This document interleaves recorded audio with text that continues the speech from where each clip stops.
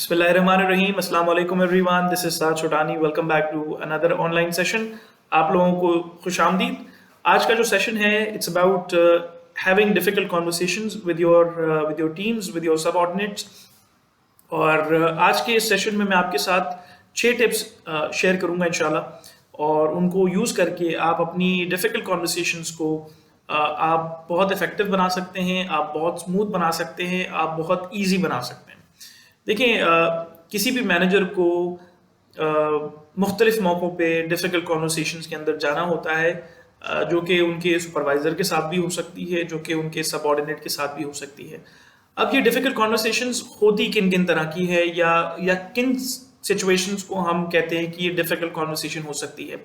Difficult conversation हर उस communication को कहते हैं कि जहाँ पर आपको इस बात का डर हो कि जो लिसनर है, जो रिसीवर ऑफ द मैसेज है, वो इमोशनली ट्रिगर हो सकता है, या वहाँ से कोई रिटेलिएशन आ सकती है, या वहाँ से कोई कन्फ्रंटेशन आ सकती है, या सामने वाला बहुत एग्रेसिव हो सकता है। उन कम्युनिकेशन को, उन कॉन्वर्सेशंस को हम डिफ़िकल्ट कॉन्वर्सेशंस कहते हैं। अब हर मैनेजर मुख्तलिफ नौइयत का होता है, मुख्तलिफ नेचर ऑफ मैनेजमेंट के अंदर होता है, और मुख्तलिफ तरह के लोगों के साथ उनकी बातचीत होती है, कम्युनिकेट करते हैं। लेकिन एक कॉमन मैं सिनेरियो के बारे में बात करूंगा इस वीडियो के अंदर।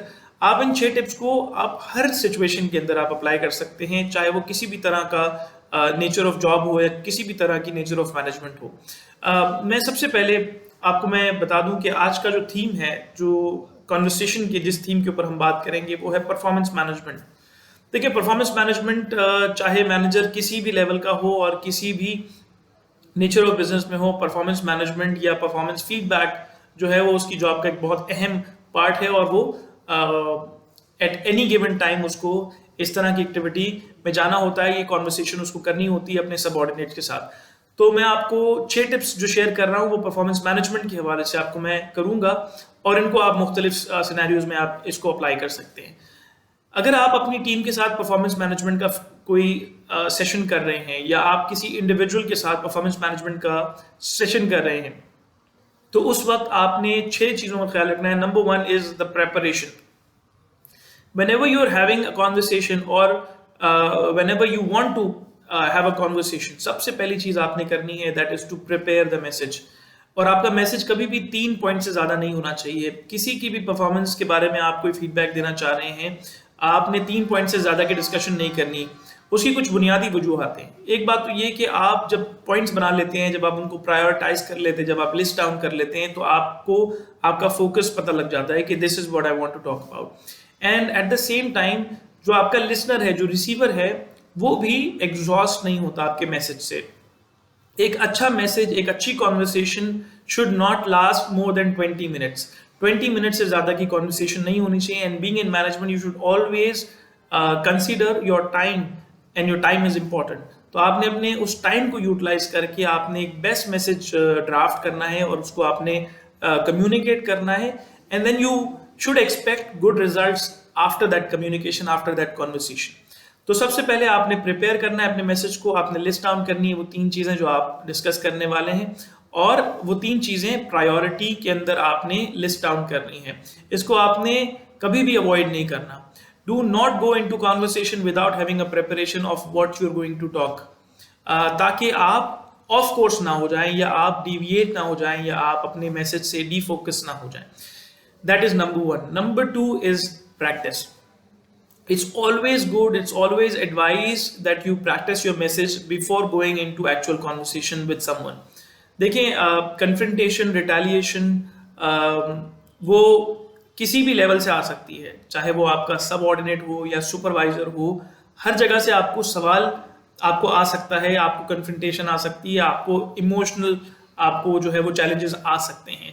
सो इसलिए ज़रूरी ये है कि आप अपनी जब लैंग्वेज की जब हम बात करते हैं, जब हम मैसेज की ड्राफ्टिंग की बात करते हैं, तो आपने मैसेज को हमेशा न्यूट्रल रखना है। आपने मैसेज को कभी भी अवर्टली एग्जैजरेट नहीं करना, या आपने अंडर एग्जैक्ट या आपने उसको आपने अंडर से नहीं करना। जो मैसेज एग्जैक्ट मैसेज है, या जो रियलिटी है, उसको आपने वैसे ही एग्जैक्ट वे में आपने एक न्यूट्रल टोन के साथ आपने एक्सप्रेस करना है, या आपने प्रेजेंट करना है।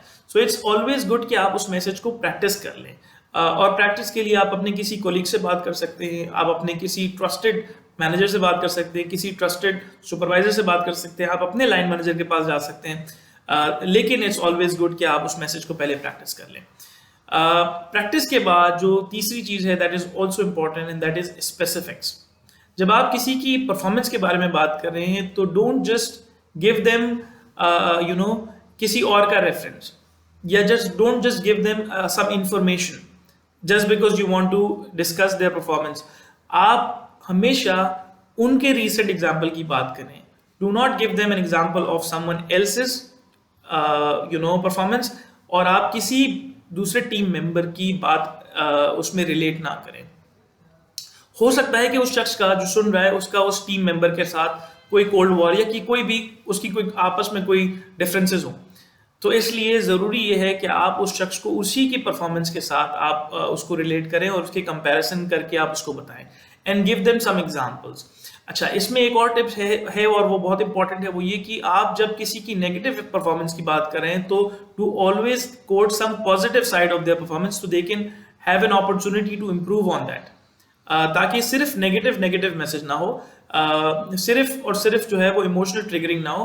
कहीं ना कहीं से उनको एम्पावरमेंट, कहीं ना कहीं से उनको रिलैक्सेशन भी मिले कि यार there are few sides of my personality of my performance which is positive and which is also getting recognised. अगर आप सिर्फ नेगेटिव को रिकॉग्नाइज करके वही प्रेजेंट कर देंगे तो उसका ट्रस्ट या उसका जो मोरल है वो बहुत ज्यादा लो हो जाएगा। सो इट्स ऑलवेज गुड कि आप उनको पॉजिटिव साइड भी बताएं। That was number 3. Number 4, that is also very important, in which is the environment. Selecting the right environment to discuss and having a conversation is also important in having difficult conversations. देखिए, difficult conversations already वैसे बहुत hyped होती हैं, बहुत ज़्यादा emotionally packed होती हैं. So it's always good कि आप एक neutral environment select करें. If you are having a conversation with your subordinate about performance, you should select somewhere which is quiet, which is a little away from the rest of the crowd. I would suggest go have this conversation over a cup of tea or a coffee, या office के environment से कहीं हटकर, या आप कभी lunch पे बैठे हुए, just have this conversation like two friends are talking so that the message can get across and you can expect some results or outcomes after that. Usually जब आप अपने ऑफिस में बैठ के ये बात करते हैं तो एक तो वैसे ही गार्ड्स ओपन होते हैं, क्योंकि एक शख्स जो कि एज अ बॉस बात कर रहा है और एक शख्स जो कि एज अ सबऑर्डिनेट बात सुन रहा है, तो दोनों का आपसी जो रिलेशनशिप है वो डिफरेंट होगा। And in this kind of a conversation जहाँ पे आपको पता है कि यार बात पे रिटालिएशन आ सकता है, कॉन्फ्लिक्ट आ सकता है, you give the other person some liberty to be relaxed in the conversation as well, ताकि सिर्फ और सिर्फ आपका बोलना ना हो बल्कि सामने वाले का कुछ ऑब्जर्वेशंस, कुछ उसकी रिफ्लेक्शन भी हो। And this leads to the fifth point, और ये भी बहुत इंपॉर्टेंट है, दैट इज साइलेंस। देखिए, इट्स नॉट ऑलवेज गुड कि आप जब मैसेज दे रहे हैं तो आपका जब मैसेज कन्वे हो जाए तो आप समझें कि आपकी बात कम्युनिकेट हो गई है। You should always leave the other person to actually discuss, to give a feedback, to understand, to absorb the information and reflect on the information. वो जब तक उस information को reflect नहीं करेगा, जब तक सोचेगा नहीं, जब तक absorb नहीं करेगा, जब तक उसके अंदर कोई खातिर खा कोई change नहीं आ सकता. So you always allow them to actually absorb the information first. And information को absorb करने के लिए you give them the time to think right after your message. So once you've said the message, you pause, you give a break, or you take you go silence complete, and you allow the person to absorb it. And then after absorption you can always see the feedback on their expressions, on what they're going to tell you after that. और ये बहुत important है, क्योंकि जब तक observation नहीं होगी, जब तक उसकी एब्जॉर्प्शन नहीं होगी, जब तक उसका कोई खास इम्पैक्ट नहीं क्रिएट हो सकता। And last but not the least is also very important, and that is be empathetic when you are giving someone a feedback. Because see, what if you were there listening instead of that person who you're talking to? अगर आप उसकी जगह होते या आप उसके जूतों में अपने पैर रखकर आप सोचें कि अगर आप सुन रहे होते और जिस तरह की बात आपने की है वो आप सुन रहे होते तो आप कैसा फील करते। And always moderate your message on the basis of who is listening, उसका क्या लेवल है, उसकी अंडरस्टैंडिंग क्या है। एक बहुत अच्छी टिप जो कि स्टीफन कोवी अपनी किताब में 7 habits of highly effective people में कहते हैं, वो ये कहते हैं कि first you seek to understand and then to be understood, which is exactly as equals to empathy, कि आप सबसे पहले सामने वाले शख्स को आप समझने की कोशिश करें, उसके बाद अपनी बात को आप समझाने की कोशिश करें।